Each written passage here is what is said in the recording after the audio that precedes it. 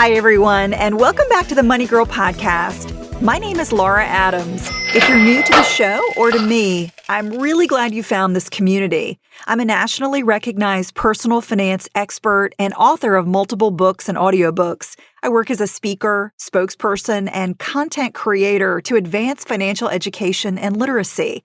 My mission is to give you the information, tools, resources, and inspiration to live rich and love the journey. You can learn more about me over at lauradadams.com. Today's topic is about how to save on the cost of healthcare and fitness. We all want to, or know that we should, take care of our health so we feel good, look good, and can live the lifestyle we want. That's certainly a big priority in my life, even though I'm not as consistent with getting exercise as I'd like to be. I actually just ordered a stand-up desk, so I plan on sitting less, much less, starting very soon. Interestingly, there are studies that have shown strong connections between our health and our wealth. For instance, did you know that being overweight can cause you to earn much less over your career? And likewise, studies have shown that getting regular exercise can make you more successful and even command higher wages. So no matter your level of fitness right now, there are some great financial incentives and benefits that I want you to be aware of so that you don't miss out on them. That's what this show is all about. I'm going to cover 7 money-saving tips and breaks to help you take charge of your health and your wealth. Okay, if you're ready, let's dive into savings tip number 1. This one is to use a health savings account, or HSA. In my opinion, too few Americans are taking advantage of health savings accounts. Either they just don't know that they exist, or they underestimate how much tax savings they actually offer. Now, you can only use a health savings account if you have a high-deductible health plan. That's the only catch. However, more Americans are choosing these high-deductible health plans because they're more affordable. With insurance, if you increase your deductible, that reduces your premiums. So high-deductible plans have lower premiums. One of the requirements of a high-deductible health plan is that it must have an annual deductible that's at least $1,300 for individual coverage, so that's if you have a plan with just you, or twice that amount, which is $2,600 for a family plan. Contributions to an HSA can be made by anyone, including you, a family member, friend, or an employer. There are annual contribution limits, just like there are with different kinds of retirement accounts. For 2015, you can contribute up to $3,350 if you have individual coverage, or $6,650 for a family plan. Contributions to an HSA, other than those from an employer, are deductible on your tax return, no matter if you itemize deductions or not. And if you're not sure what I'm talking about when I say itemized deductions, I'm going to talk more about it in one of the next tips. You can take distributions from an HSA to pay for medical expenses, such as doctor copays, prescriptions, and supplies, before your deductible is satisfied and your health benefits begin to kick in. You can also use HSA funds for a long list of other types of expenses, even if you don't have insurance for them, such as going to a dentist, ophthalmologist, chiropractor, or psychologist. One of my favorite ways to use HSA money is to get a new pair of prescription sunglasses every couple of years. As long as you spend the money in your HSA on qualified medical expenses, the funds are never taxed. That means if your average income tax rate is 25%, you get an immediate 25% discount on all of your out-of-pocket medical expenses. That's huge, and that's why I love health savings accounts so much and really recommend that everybody who's eligible for one use it. But if you spend money in an HSA on non-qualified expenses, the amount you withdraw will be subject to income tax plus a 20% penalty. If you change insurance and no longer have a high-deductible health plan, it's no problem. You simply won't be eligible to make new contributions to your HSA, but you can still spend the money on qualified medical expenses. I've switched back and forth from a high-deductible plan to a regular plan several times, And it's really easy just to continue spending your HSA money until it runs out, and then you can cancel the account. Later on, if you switch back to a high deductible health plan, you can begin making contributions again to your existing HSA, or you can open up a brand new one if you canceled the old one. Another benefit of an HSA is that you don't have to take any distributions each year. You can let the savings accumulate indefinitely without any penalty. So I highly recommend that you find out if your health insurance qualifies as a high deductible plan so you can open up and use a health savings account. If so, use a site like hsabank.com to open up an HSA and begin funding it as soon as possible so you can cut the cost of your next medical expense. To learn more about health savings accounts, read or listen to podcast number 391. Called How to Save Money on Healthcare with an HSA. It's a really good resource if you haven't heard that podcast already. Okay, let's move on to savings tip number 2. This one is to use a health flexible savings arrangement, or FSA. Flexible spending arrangements have some similarities to HSAs, but they're only offered by employers. An FSA allows you or your employer to make contributions on a pre-tax basis, usually through payroll deductions. For 2015, eligible employees can contribute up to $2,550. As long as you spend FSA funds on qualified medical expenses, they're never taxed. So just like with an HSA, you save an amount equal to the income taxes you would have paid on the money. But unlike an HSA, an FSA is called a use it or lose it plan. That means you generally must empty the account every year. You have to spend every penny of it, or only carry over a very small amount. While funds in an HSA, as I mentioned, can roll over from year to year without penalty, without losing any funds. To learn more about different types of medical savings accounts that come with tax benefits, you want to look at IRS Publication 969. I'll put a link to that in the show notes. You'll find them in the Money Girl section at quickanddirtytips.com. Savings tip number 3. Claim medical tax deductions. As I previously mentioned, there are many qualified medical expenses that you can pay for using an HSA or an FSA. But what if you don't have one of those accounts? Or you have expenses that exceed your balance in one of those accounts? Well, the IRS still gives you the opportunity to get a tax break by claiming medical expenses as deductions on your tax return. However, the catch is that you must itemize deductions instead of taking the standard deduction for your tax filing status. I mentioned with an HSA, you don't have to itemize deductions, but to claim medical tax deductions, you do have to itemize. Now, to know whether you should itemize your deductions or not, you need to know if your total deductions exceed the standard deduction. Otherwise, itemizing won't save you any money. So for each tax filing status, such as single or married filing jointly, there is what's called a standard deduction. It's a set amount of money that you get to deduct regardless of what's going on with your expenses.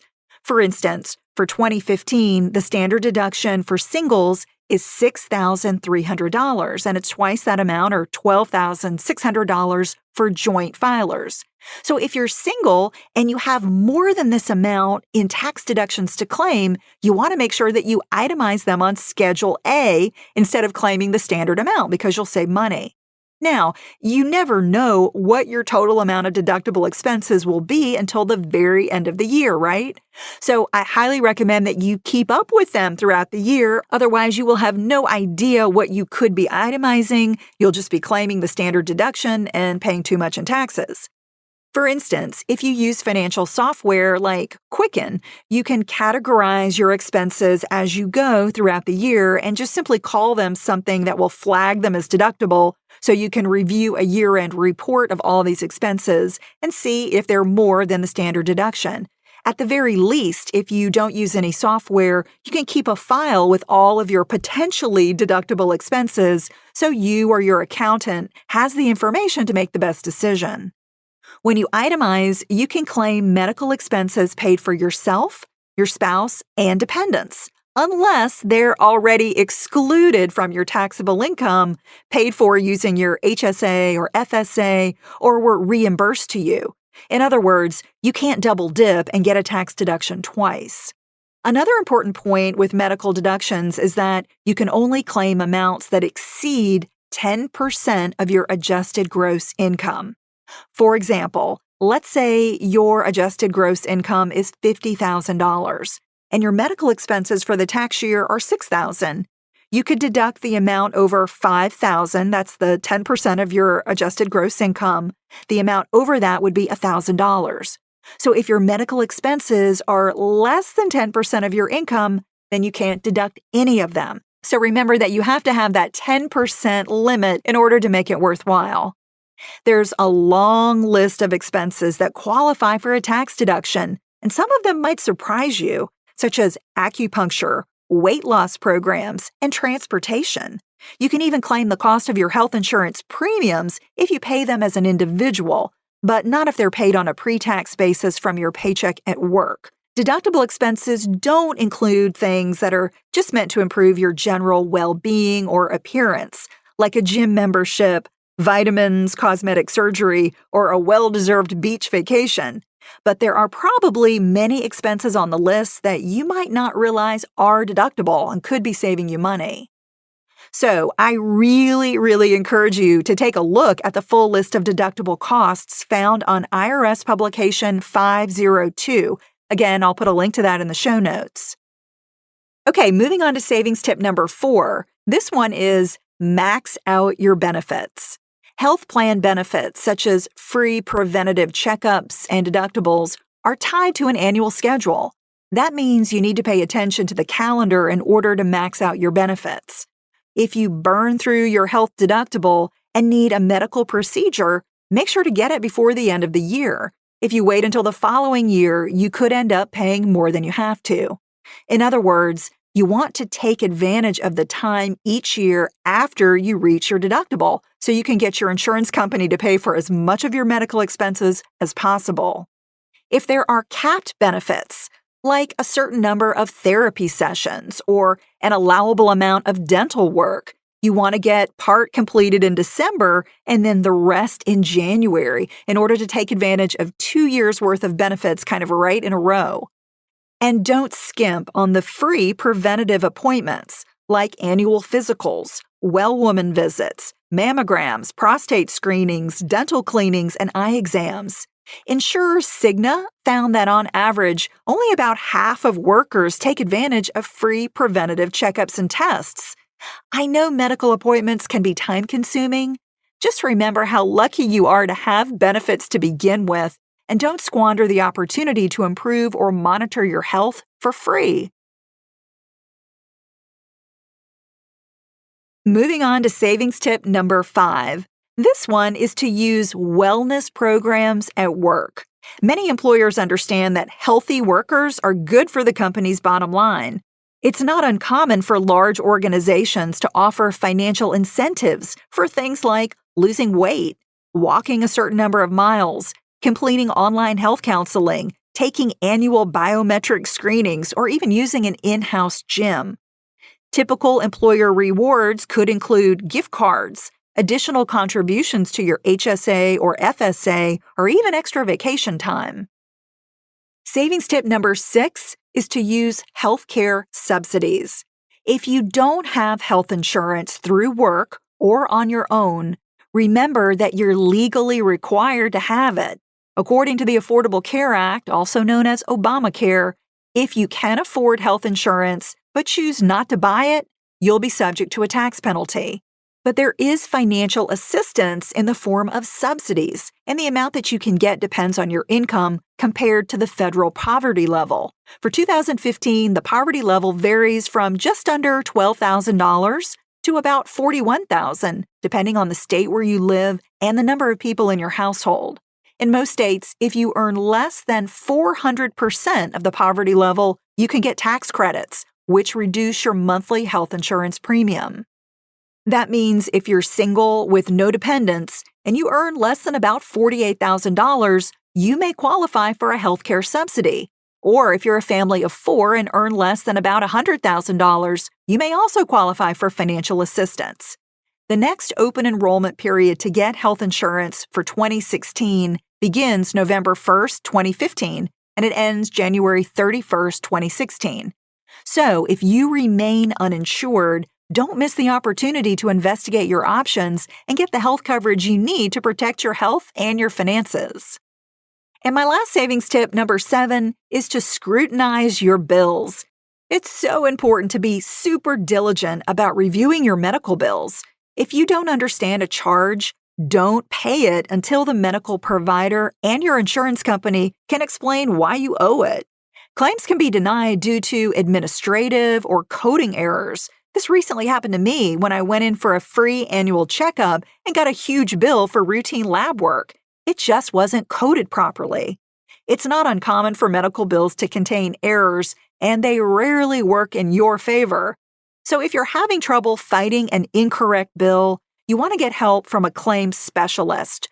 Use a site like claims.org to find a professional who will help you deal with the insurer, the doctor, and even file an appeal if necessary. So just to wrap up, savings tip number 1 is use a health savings account. Tip number 2 is to use a flexible savings arrangement or account. Tip number 3 is to claim medical tax deductions. Number 4 is to max out your benefits. Number 5 is to use wellness programs at work. Number 6 is to use healthcare subsidies if you qualify. And number 7 is to scrutinize your bills. I hope these tips will help you cut the cost of your healthcare expenses and maybe even give you an incentive to improve your fitness level. And before we go, I want to invite you to join my private Facebook group called Dominate Your Debt. It's a great place to learn from the questions that have been asked and even to join in the conversation yourself so you can get help managing debt, building credit, or reaching any of your big financial goals. To request an invitation, you can visit Dominate Your Debt on Facebook, or you can send me a text message right now and I'll send you an invitation. Just text Group 400, that's Group 400, to the number 33444. I hope to see you in the group. And also, I have a quick favor to ask. If you've been enjoying the show and are getting value from it, let me know by submitting a 5-star review in iTunes. That's an easy way to support my work because it helps new listeners find the podcast so they can get the information they need to improve their financial lives. I want to thank you in advance for that. And also, thanks for being with me and listening today. That's all for now. I look forward to talking to you next week, courtesy of Money Girl, your guide to a richer life.